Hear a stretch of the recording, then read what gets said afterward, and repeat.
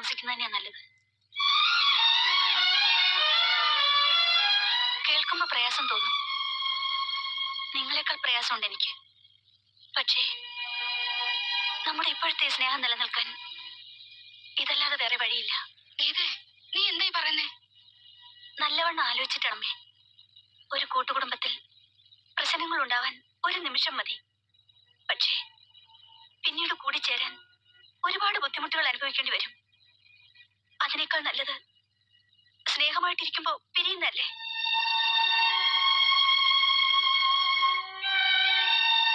മോളെ, നമ്മൾ ഒരുമിച്ചിരിക്കാൻ ഏറ്റവും കൂടുതൽ ആഗ്രഹിച്ചോളല്ലേ നീ?